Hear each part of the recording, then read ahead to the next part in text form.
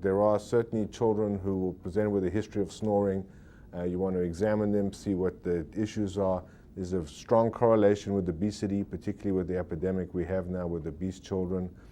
By far the commonest association I have is just enlarged tonsils and adenoids, what we call tonsil adenoid or hypertrophy. That doesn't always produce obstructive sleep apnea or even snoring, and we certainly see kids with what we call kissing tonsils, where they touch in the midline, and those kids breathe fine and don't have any problems, where others do.